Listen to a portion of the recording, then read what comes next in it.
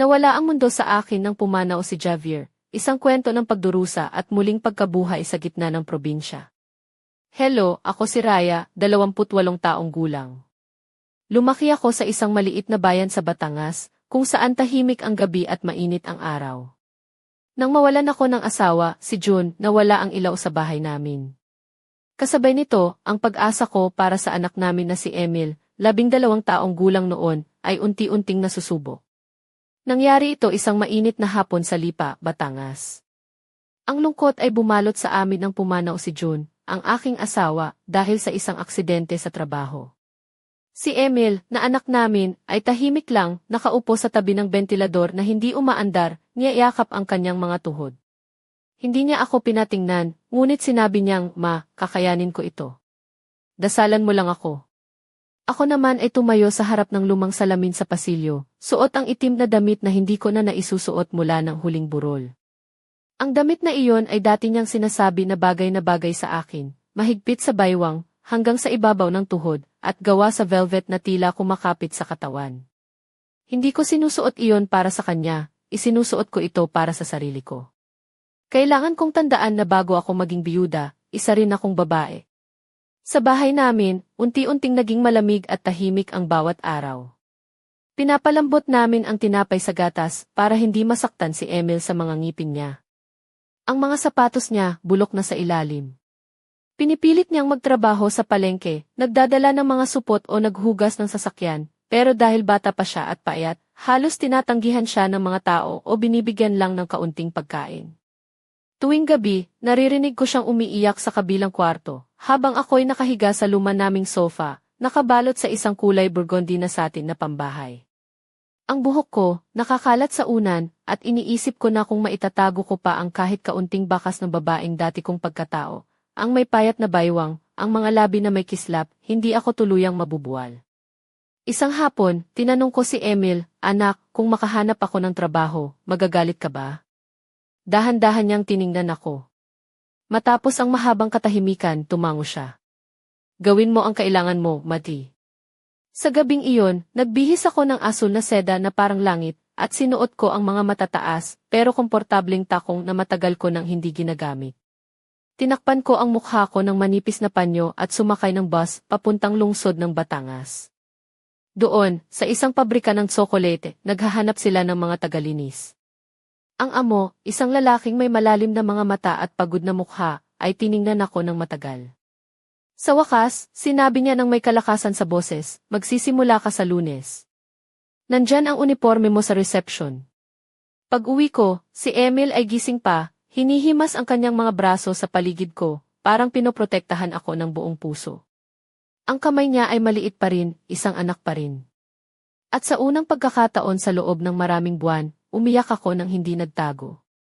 Mula noon, nagbago ang aming mga hapon. Uwi ako na naka-uniforme na asul, basa ang buhok at may amoy tsokolate at pawis. Minsan, may mga operaryo na nagbibigay ng mga simpleng papuri o ngiti.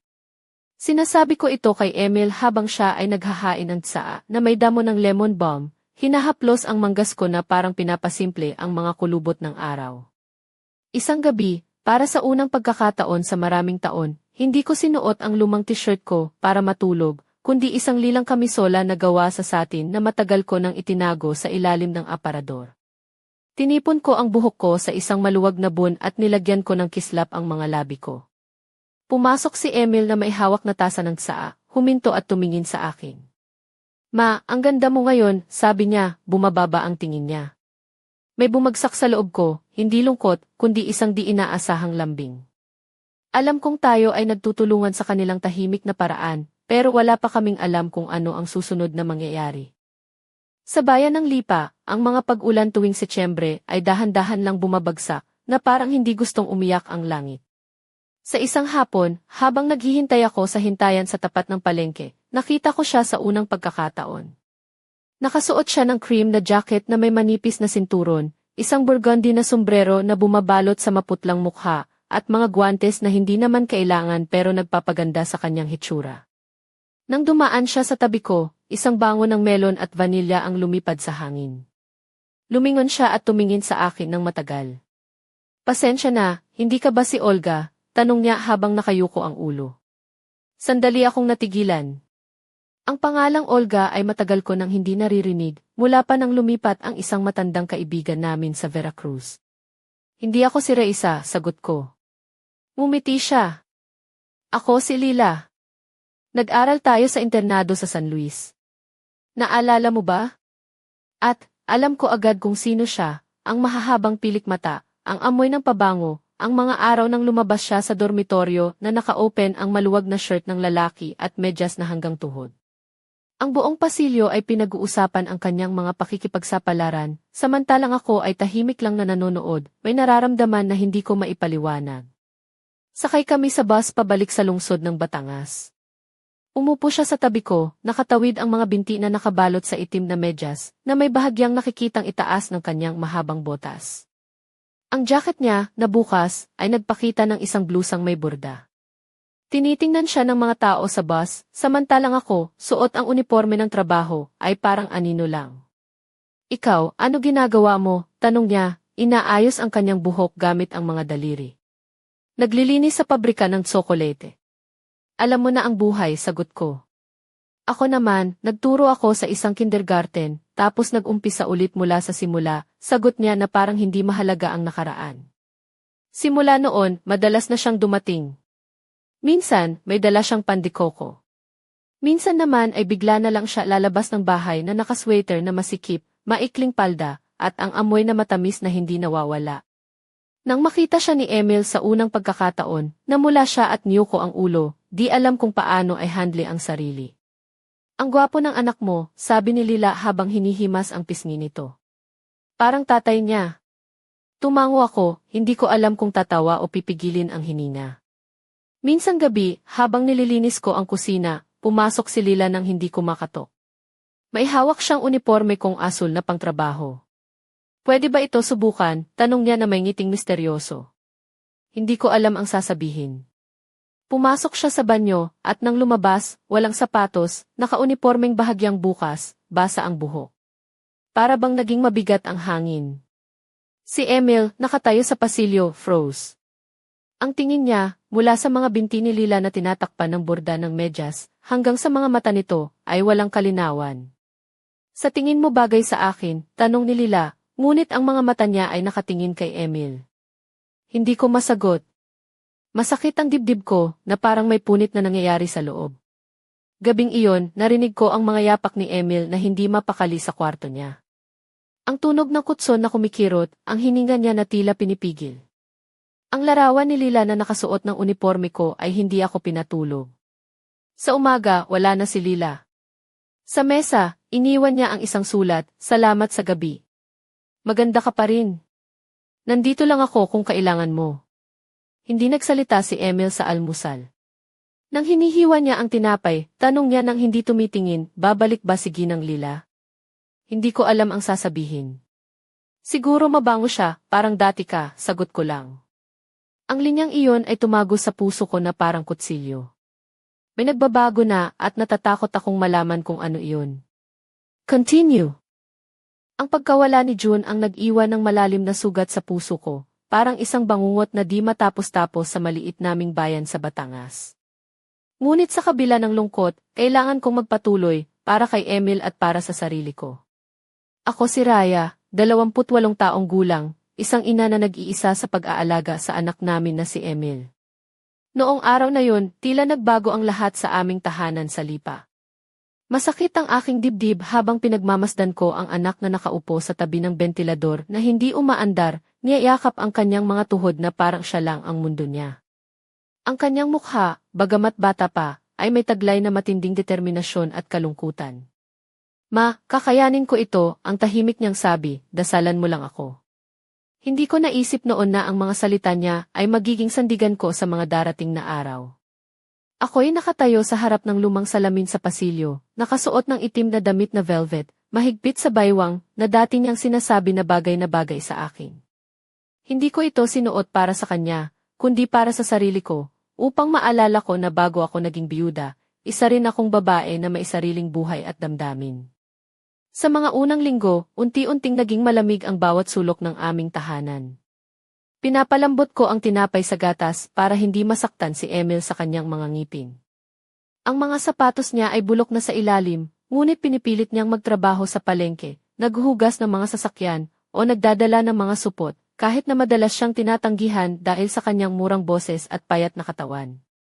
Tuwing gabi, naririnig ko siyang umiiyak sa kabilang kwarto habang ako ay nakahiga sa lumang sofa, nakabalot sa satin na pambahay na kulay burgundy.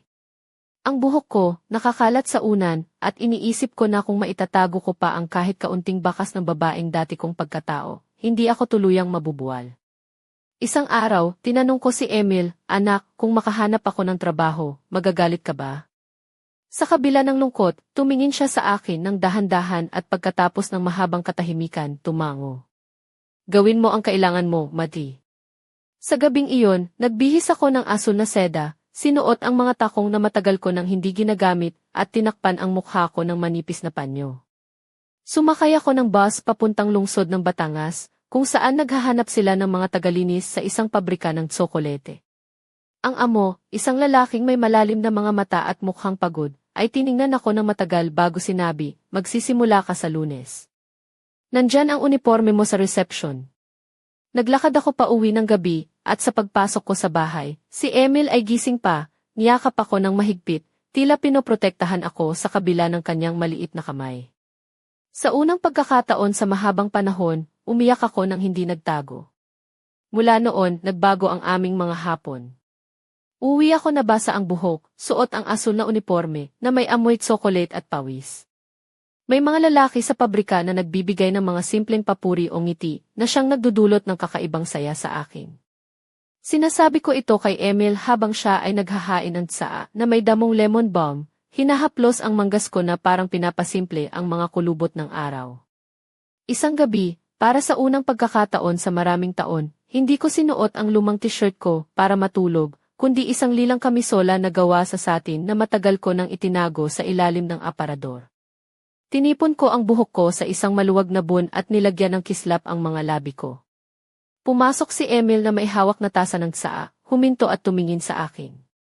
"Ma, ang ganda mo ngayon," sabi niya, bumababa ang tingin niya. May bumagsak sa loob ko, hindi lungkot, kundi isang di inaasahang lambing. Alam kong tayo ay nagtutulungan sa kanilang tahimik na paraan, pero wala pa kaming alam kung ano ang susunod na mangyayari. Continue. Sa bayan namin sa Lipa, ang mga pag-ulan tuwing Setyembre ay dahan-dahan lang bumabagsak, parang ayaw ng langit na umiyak ng husto. Isang hapon, habang naghihintay ako sa hintayan sa tapat ng palengke, nakita ko siya, isang babaeng may kakaibang aura na hindi ko malilimutan. Naka-cream na jacket siya na may manipis na sinturo na nakatali sa gitna, isang burgundy na sombrero na bumabalot sa maputlang mukha, at mga guwantes na hindi naman kailangan sa init, ngunit nagbibigay sa kanya ng elegante at misteryosong dating. Nang dumaan siya sa tabi ko, isang bango ng melon at vanilya ang lumipad sa hangin. Lumingon siya at tumingin ng diretso sa akin. "Pasensya na, hindi ka ba si Raya?" tanong niya habang nakayuko ang ulo. Sandali akong natigilan. Hindi ko na matandaan kung kailan ko huling narinig ang pangalang Olga. Lumipas na ang maraming taon mula nang lumipat ang matandang kaibigan namin sa isang bayan sa Visayas. "Hindi ako si Olga," sagot ko. Ngumiti siya ng malumanay. "Ako si Lila. Nag-aral tayo sa internado sa San Luis. Naalala mo ba?" Bigla kong naalala. Ang mahahabang pilik mata niya, ang bango ng pabango, at ang gabing iyon noong nasa dormitoryo kami nang dumaan siya na nakasuot ng maluwag na kamisa ng lalaki at mga medyas hanggang tuhod. Ang buong pasilyo ay pinag-uusapan ang kanyang mga kwento, samantalang ako ay tahimik na nanonood, may nararamdaman na hindi ko maipaliwanag. Sakay kami sa bus pabalik sa lungsod ng Batangas. Umupo siya sa tabi ko, nakatawid ang mga binti na nakabalot sa itim na medyas, na may bahagyang nakikitang itaas ng kanyang mahabang botas. Ang jacket niya, na bukas, ay nagpakita ng isang blusang may burda. Tinitingnan siya ng mga tao sa bus, samantalang ako, suot ang uniforme ng trabaho, ay parang anino lang. "Ano ang ginagawa mo?" tanong niya, inaayos ang kanyang buhok gamit ang mga daliri. "Naglilinis sa pabrika ng tsokolete." "Alam mo na ang buhay," sagot ko. "Ako naman, nagturo ako sa kindergarten, tapos nag-umpisa ulit mula sa simula," sagot niya na parang hindi mahalaga ang nakaraan. Simula noon, madalas na siyang dumating sa bahay namin sa Lipa. Minsan, may dala siyang pandikoko. Minsan naman ay bigla na lang siya lalabas ng bahay na nakasweater na masikip, maikling palda, at ang amoy na matamis na hindi nawawala. Nang makita siya ni Emil sa unang pagkakataon, namula siya at niyuko ang ulo, di alam kung paano ay handle ang sarili. Ang gwapo ng anak mo, sabi ni Lila habang hinihimas ang pisngi nito. Parang tatay niya.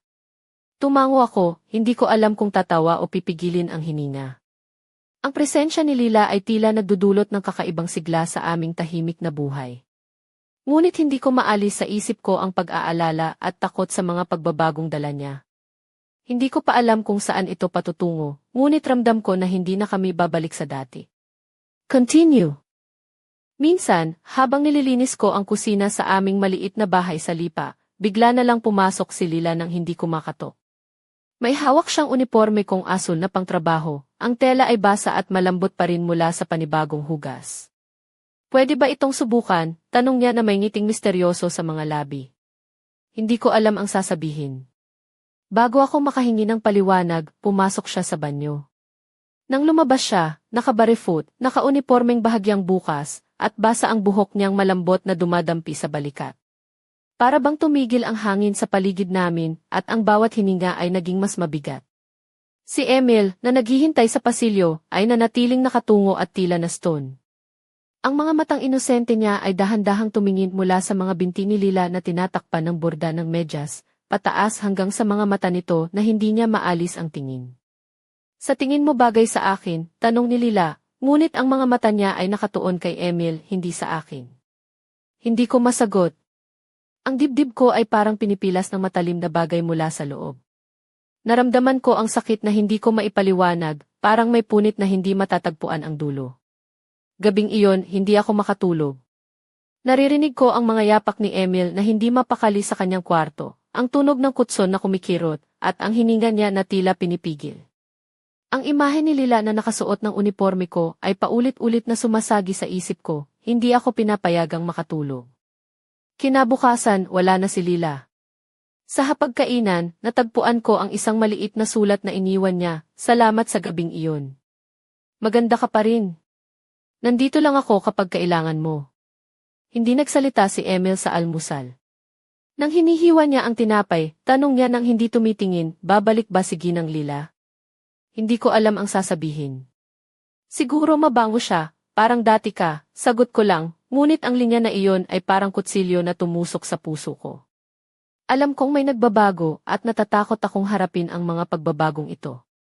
Hindi ko alam kung saan ito hahantong, ngunit ramdam ko na ang buhay namin ay unti-unting nagiging isang kwento na puno ng mga lihim, pagdududa at pag-aalangan.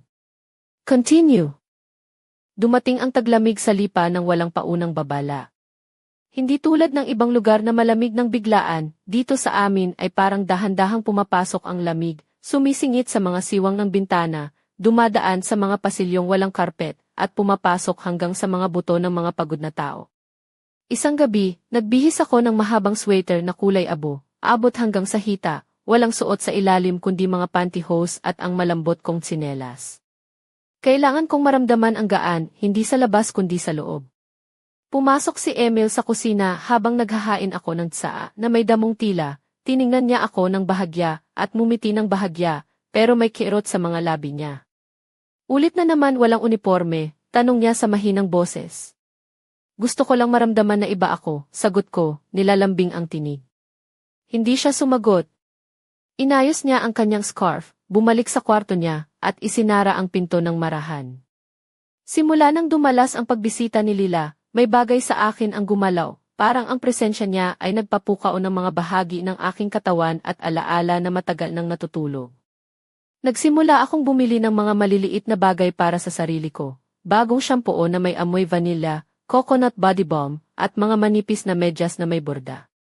Itinatago ko ang mga ito sa isang drawer sa ilalim ng mga resibo at bayarin. Para bang ako'y nagkukumpisal sa sarili ko, na buhay pa rin ako, na may bahagi akong hindi pa tuluyang namamatay. Isang hapon, biglang dumating si Lila nang hindi nagsabi.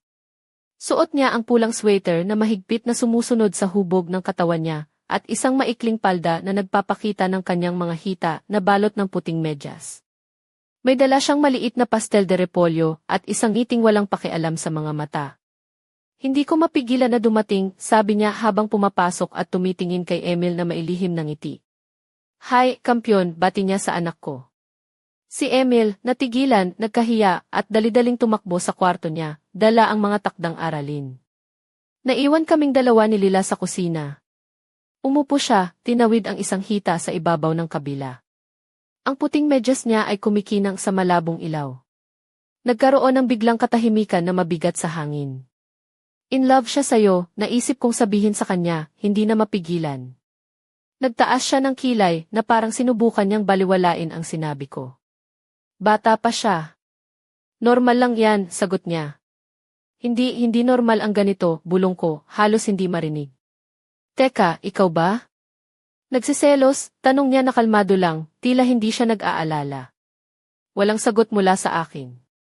Tumayo ako at umalis papunta sa kwarto, ngunit sumunod siya nang hindi ko inaasahan, parang anino. Ipakita mo sa akin ang itinatago mo, sabi niya habang binubuksan ang drawer kung saan itinago ko ang mga medyas. Hindi ko siya mapigilan. Hinila niya palabas ang mga medyas at inilapit sa ilaw. Maganda to, Raya. Dapat gamitin mo. Dapat maging ikaw ulit.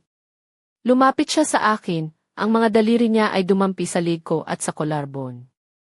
Ang boses niya ay isang bulong na parang panalangin. Naalala ko yung tinitingnan mo ako sa internado. Ramdam mo rin yon pero natakot ka lang. Biglang bumukas ang pinto. Nandoon si Emil, nakatitig sa amin. Ang tingin niya ay lumipat mula sa mga daliri ni Lila sa balat ko, hanggang sa mga mata ko. Akala ko akin ka, bulong niya nang halos hindi marinig, at sa kanya pinagsarhan ang pinto ng malakas. Nananatili kaming mag-isa. Ang hangin ay naging nagyelo. Malito, sabi ko nang mailuhang pumapatak. O baka kailangan, sagot ni Lila, na parang mailihim na alam. Hindi ako sumagot. Gabing iyon, nanatili akong nakaupo sa kusina, suot ang uniforme at mga medyas na may borda. Ilang oras akong nilamas ang gilid ng borda sa hita ko, pakiramdam ko ay tuluyang nagkawatak-watak ako, nalilito at halos masira. Narinig ko ang mga yapak ni Emil, malumanay at halos parang bata pa rin, ngunit hindi na siya bata. Hindi na niya ako tinitingnan tulad ng dati. Kinabukasan, hindi siya nag-almusal kasama ko. Hindi nagsalita, suot lang ang jacket niya, at lumabas sa bahay na may mga matang walang laman. Ang bahay ay nanatiling may amoy ng vanilya at saa, ngunit nawala na ang init. Natapos ang araw, dumilim ang gabi. Sa kalagitnaan ng gabi, parang may kumakabog sa dibdib ko na hindi ko pa naramdaman noon. Hindi bumalik si Emil. Lumabas ako sa bahay, naka-uniforme, may jacket, at mga medyas na may borda sa ilalim, hindi iniisip ang lamig o panganib, bawat hakbang ay tila huling paraan para manatiling buhay. Naglibot ako sa bayan, tinanong ang mga taxi driver, mga tindero, mga tagabantay ng pinto. Wala sa kanila ang nakakakita sa anak ko. Tahimik ang lungsod, natutulog sa ilalim ng nagielong gabi. Nag-iisa lang akong naglalakad sa malamig na sementado, suot ang mga tsinelas ko. Hanggang sa pagsikat ng araw, nakita ko ang dalawang linya ng mga yapak sa hamog na parang niebe, isa ay malaki, ang isa ay maliit. Dinala ako nito sa lumang terminal ng bus. Tumigil ako nang may marinig na boses sa likuran, Raya ang kapitbahay ng gusaling iyon. Hinahanap ko ang anak ko, sigaw ko nang hindi tumitigil sa paglakad. 2 oras ang lumipas. Sa harap ng isang kalawangin na pinto sa gusali sa San Juan del Ro, kumatok ako ng malakas. Isang matandang babae ang nagbukas, nakasuot ng apron. Si Lila Jade ay nasa loob kasama ang isang lalaki, sagot niya. Pumunta ako sa susunod na pinto at pumasok. Nandoon si Lila, nakasuot ng maluwag na t-shirt na may nakasulat na kalayaan. Mula sa loob, narinig ko ang tinig ni Emil. Deskalzo siya, nakapajama, at may suot na jacket ni Lila.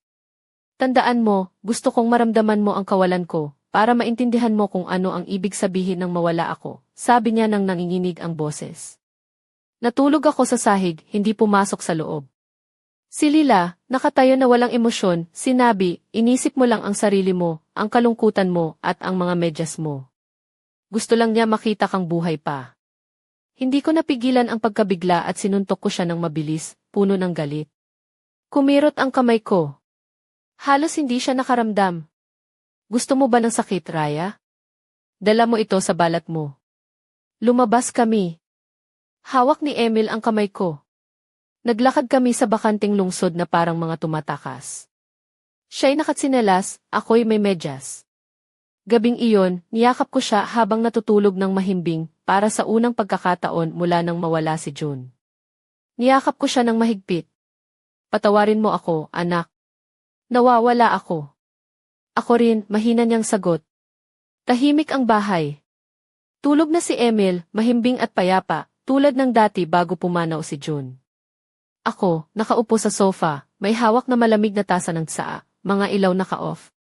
Tanging ang maputlang liwanag ng buwan ang pumapasok sa kortina ang siyang nagbabantay sa akin. Kinabukasan, mukhang pareho ang lahat, ngunit may kakaiba. Tumingin siya sa akin ng diretsyo, hindi na may galit, kundi maihalo ng lungkot at lambing, na para bang sinasabi, alam kong sinusubukan mo. Bumalik kami sa aming araw-araw na buhay, pinakukuluan namin ang mga patatas, bumibili ng tinapay sa tindahan sa kanto, pero ang puwang sa pagitan namin ay nanatili, malabo, delikado na parang basag na salamin. Isang hapon, pag-uwi ko mula sa pabrika, binuksan ko ang mailbox at nakita ang isang sobre na kulay lila. Makapal ang papel, may sulat na kilala ko ang pagkasulat, mula kay Lila. Mahal kong Raya, hindi pa ito nagtatapos. Bagkus, nagsisimula pa lamang. Sa Azucena Street sa bayan ng San Pablo, may bahay na may pintuan na kulay ube. Doon nakatago ang mga sagot. Dalhin mo si Emil. Handa na siya kaysa sa akala mo. Nanginginig ang mga daliri ko habang binabasa. Amoy kandila at kanela ang papel, katulad ng sa balat niya. Katulad ng gabing iyon. Si Emil ang unang nakakita ng sulat. Akin ito, sabi niya. Tumingin ako sa kanya, natatakot sa sagot. Pumunta tayo. Handa na ako, Mati. Bago sumikat ang araw, umalis kami. Ang kalsada ay puti sa hamog. Ang mga puno ay parang mga aninong nakatayo na di gumagalaw. May dala lang kaming maliit na bag at termo ng mainit na tsaa. Tahimik kami, pero ramdam ko ang init ng braso niya sa akin. Ang San Pablo ay sinalubong kami ng malamig na hangin. Ang Azucena Street ay isang maliit na kalsada na hindi mo mahahanap sa mapa. Mabababang mga bahay, mga aso na tahol ang naririnig mula sa mga kalawangin na bakod. Sa dulo, nakita ko ang pintuan na kulay ube, luma, may gintong hawakan na hugis kalahating buwan.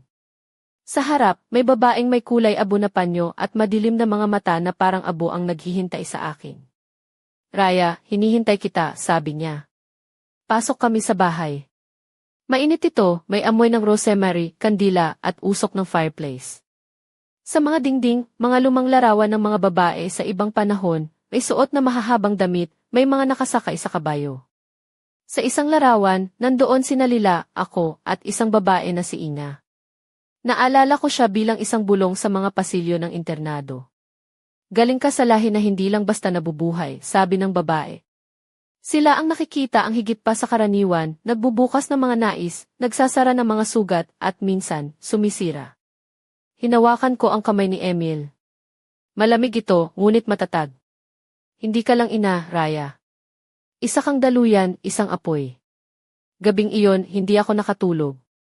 Naglakad ako sa bahay habang si Emil, nakabalot sa kumot, tahimik na nakatingin sa apoy. Minsan, tinitingnan niya ako nang may malakas na pagtingin na parang sinusubukan akong tandaan. Ma, bulong niya. Alam mo ba na nag-iba ang kulay ng mga mata mo kapag nagagalit ka? Ngiti ko nang may kirot sa lalamunan. Hindi ko alam. Ngayon, alam ko na. Kinabukasan, walang tao sa bahay. Sarado ang pinto, nawala ang mga larawan, at ang init ng gabi ay nawala. Tanging isang maliit na itim na hair clip na hugis ahas ang naiwan sa buhok ko. Hinawakan ko ito. Mainit pa, parang may buhay. Naintindihan ko, hindi ito ang katapusan, kundi ang simula. Sa mga sumunod na araw, ang bahay sa San Pablo ay parang panaginip, isang ilusyon sa pagitan ng alaala at balat. Bumalik ang lamig nang bumalik kami sa lipa, ngunit may nagbago sa akin. Ramdam ko ito sa bawat galaw, sa pag-ayos ng buhok, at sa pagtitig sa mundo. Nagbago rin si Emil, mas mahinahon ang kanyang pananalita, Mas malalim ang pagtingin sa akin, na maihalo ng respeto at isang kakaibang kamalayan, na parang naiintindihan niya ang isang bagay na hindi ko kayang ipaliwanag. Ang itim na hair clip ang naging amuleto ko. Minsan, nilalagay ko ito sa tabi ng kama, minsan ay dinadala ko sa pagtulog. Parang humihinga ito. Isang umaga, habang naghahain ako ng kape na may kanela, niyakap ako ni Emil mula sa likuran. Ma, pwede ba kitang tanungin ng isang bagay? Sige, anak. Alam mo ba na may mga bagay akong nararamdaman na iba na ngayon? Dahan-dahan akong lumingon. Tiningnan ko siya sa mata. Ang mga mata niya ay madilim, malalim, katulad ng tatay niya, ngunit may ilaw na hindi mula sa mundong ito. Mula pagkabata, naririnig ko ang mga bagay na hindi sinasabi ng mga tao, bulong niya. At sayo, minsan sobrang lakas na naririnig ko na sumasakit ako. Yinakap ko siya, hindi dahil sa takot, kundi dahil sa pagtanggap. Kaya pala tayo dalawa. Lumipas ang mga linggo. Bumalik kami sa aming mga gawain, pero lahat ay mas malinaw at mas buhay. Hanggang sa isang araw, pag-uwi ko mula sa pabrika, nakita ko sa mailbox ang isang maliit na kahon na balot sa violet na papel. Sa loob, may kwintas na pilak na may simbolo na nakita ko sa isa sa mga larawan sa bahay sa San Pablo, isang bilog na may 3 salitang nagtatagpo. Kasama ang isang sulat. Hindi pagkakamali si Lila. Siya ang pintuan. Hindi pa tapos ang apoy. Tingnan mo sa timog. Nang gabing iyon, bigla na lang dumilim ang langit. Nagkaroon ng malakas na buhawi na nagtakip sa mga kalye. Pumikit ang mga ilaw. Si Emil, nakatayo sa pintuan, hawak ang kwintas sa kamay. Kailangan nating magpatuloy, di ba? Opo. Nag-ayos ako ng maliit na bag na may mga mahahalagang gamit, ang mga medyas ko, ang hair clip, ang kwintas, at isang puting kandila. Umalis kami bago magdilim. Ang terminal ng bus ay tahimik. Sumakay kami ng bus papuntang Batangas City. Walang nagsalita, tanging ang hangin ang kumakatok sa mga bintana. Ipinahilig ni Emil ang ulo niya sa balikat ko, ang kamay niya sa braso ko. Hindi ako natatakot, Mati. Ako rin, sagot ko. Sa salamin ng banyo sa terminal, tiningnan ko ang sarili ko bago sumakay sa bus. Alam kong hindi na ako basta biyuda, ina, o nawawalang babae. Ako ay isang apoy. Pumikit ako at nakita si Lila sa isip ko, sa isang kalsada, suot ang cream na jacket, lumilingon na parang hinihintay pa rin ako. At marahil, hinihintay niya nga ako. Continue. Nangyari ang lahat ng hindi ko inasahan, parang isang bagyong dumaan sa buhay namin sa Lipa. Ako si Raya, isang ina na nahirapang mag-isa matapos mawala si June, ang aking asawa. Ang bawat araw ay puno ng pagod at pangulila, ngunit sa likod ng lahat ng ito, may lihim na unti-unting kumukulo sa loob ng aming tahimik na tahanan. Pagkatapos ng mga gabing hindi ko maintindihan, ang mga sandaling nakita ko si Lila na pumapasok ng walang paanyaya, ang mga titig niya kay Emil na tila may ibang kahulugan, napagtanto ko na may mga bagay na hindi pa natin alam. Ang uniforme kong asul na pangtrabaho na isinubok niyang isuot, ang mga medyas na may burda na itinago ko, at ang mga ngiti at haplos na hindi ko maintindihan. Hindi ko maiwasang mag-isip kung paano nagsimula ang lahat. Bakit si Lila? Ano ang tunay niyang layunin? Sa kabila ng pagod at takot, naramdaman ko ang panibagong apoy na nagliliyab sa loob ko, isang damdamin na matagal kong itinago mula sa mundo at sa sarili ko. Ang pangyayaring iyon sa kusina, nang si Lila ay nagpakita na parang isang anino, ang pagpasok ni Emil sa silid na may mga matang puno ng pangulila, ay nag-iwan ng marka sa puso ko. Naisip ko, paano kung sana ay tinanggap ko ang mga bagay na ito ng mas maaga? Paano kung hindi ko itinago ang aking mga damdamin sa ilalim ng mga medyas at uniforme? Habang pinagmamasdan ko si Emil na unti-unting lumalayo sa akin, naramdaman ko ang bigat ng responsibilidad bilang ina at babae. Parang may puwang sa pagitan namin na hindi ko malaman kung paano punan. Ngunit sa kabila ng lahat, napagtanto ko na hindi ako nag-iisa. Si Emil, sa kanyang sariling paraan, ay naghahanap din ng sagot. Ang kanyang mga mata, na dati ay puno ng takot at lungkot, ay ngayon may kakaibang liwanag, isang liwanag na nagpapakita ng tapang at pag-asa. Sa gitna ng mga pagsubok, naisip ko, paano kung ang lahat ng ito ay isang pagsubok na kailangang pagdaanan upang muling buhayin ang aming pamilya? Paano kung ang lihim na ito ay ang simula ng isang mas malalim na paglalakbay?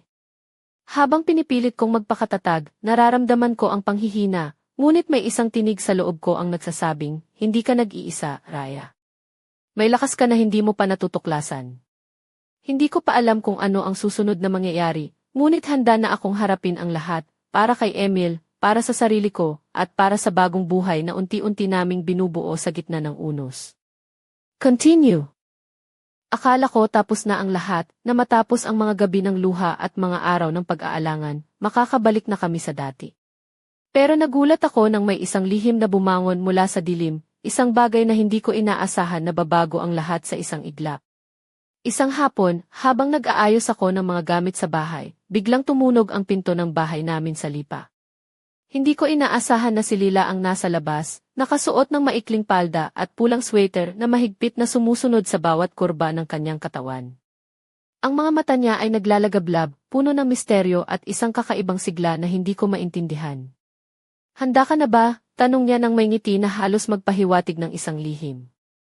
Hindi ko alam kung ano ang tutugon, pero ramdam ko ang kaba na dumadaloy sa bawat ugat ko. Hindi ito basta pag-ibig o pagkakaibigan, ito ay isang bagay na mas malalim, mas madilim at puno ng panganib. Sa mga susunod na araw, unti-unting lumalalim ang relasyon namin ni Lila. Hindi lang siya basta bisita sa bahay, parang siya na ang bahagi ng aming buhay na hindi namin naisip na kakailanganin namin. Ang kanyang presensya ay nagbibigay ng init sa malamig na gabi, ngunit may kasabay itong matinding tensyon na hindi ko mapawi. Si Emil, sa kabilang banda, ay nagiging mas tahimik at mapanuri. Ang mga tingin niya kay Lila ay puno ng halo ng paghanga at pangamba.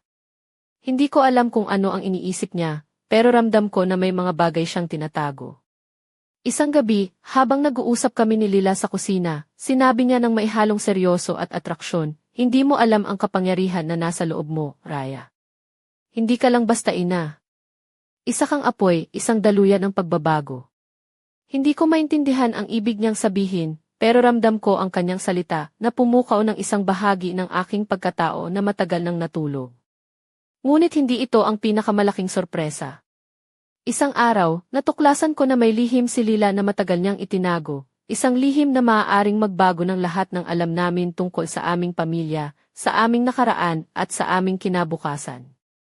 Ang mga piraso ng palaisipan na pinagtagpi-tagpi namin ay nagsimulang bumuo ng isang larawan na hindi namin inaasahan. Isang misteryo na nag-ugnay sa amin sa isang mas malawak na kapangyarihan at isang lihim na nagkukubli sa likod ng aming mga buhay. At sa gitna ng lahat ng ito, si Emil ay hindi na ang batang anak na dati kong kilala. Siya ay nagbago at dala niya ang isang lihim na hindi ko pa handang harapin. Ang kwento namin ay hindi na lamang tungkol sa pagkawala at pag-asa. Ito ay naging isang labanan ng apoy at dilim, ng pag-ibig at pagtataksil, ng katotohanan at lihim.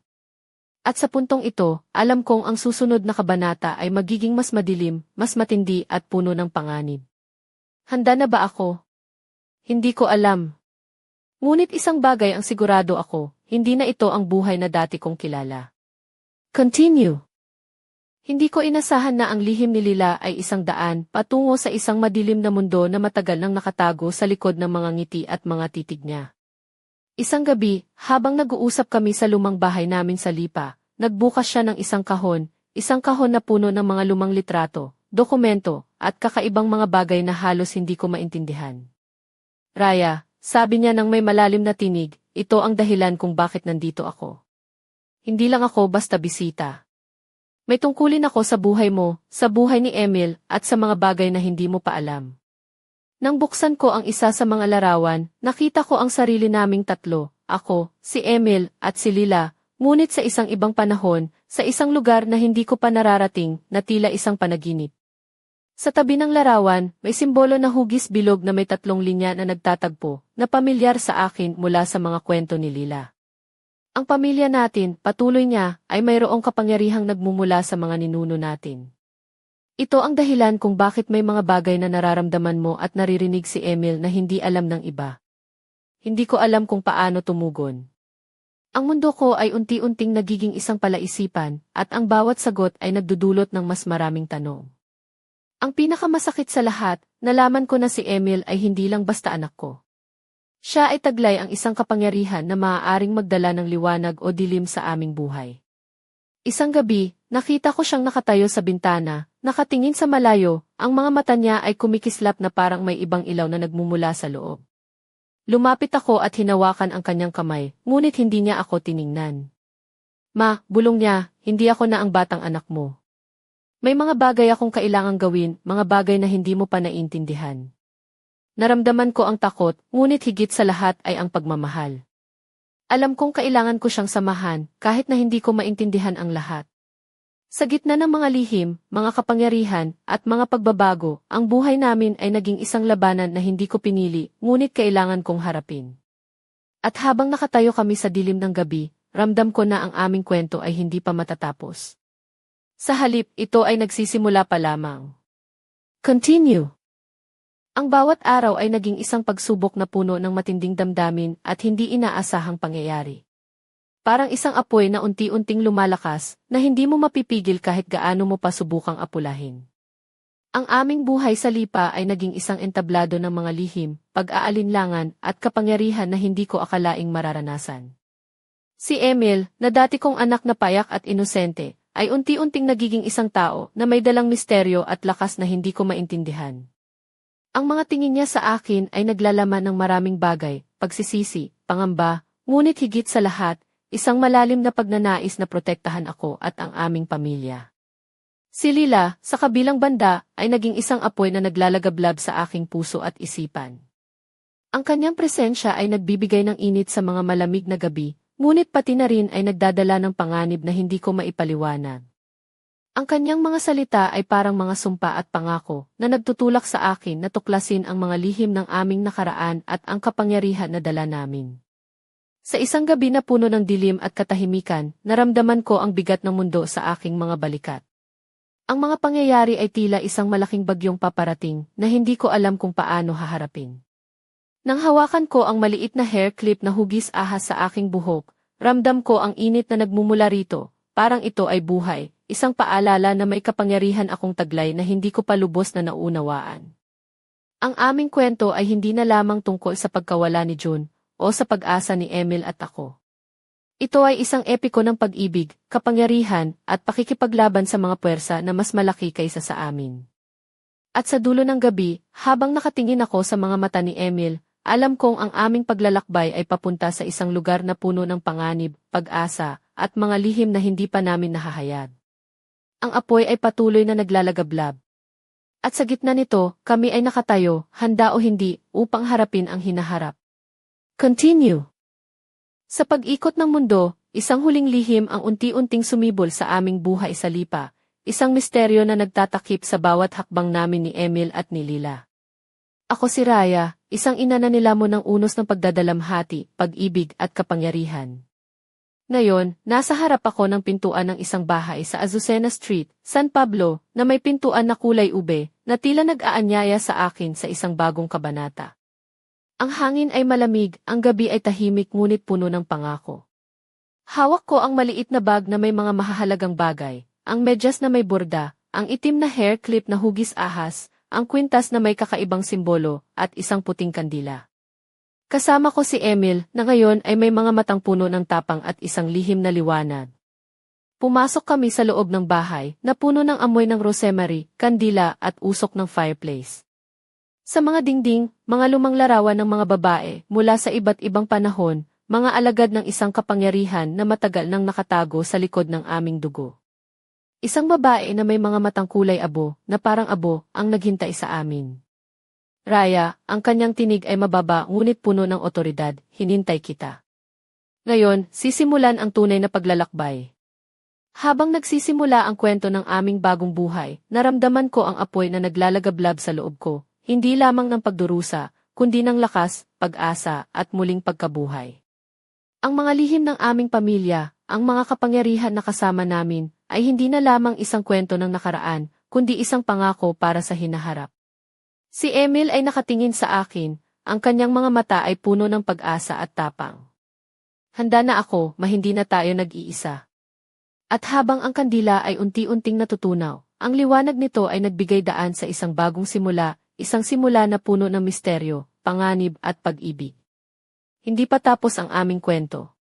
Bagkus, ito ay nag-uumpisa pa lamang.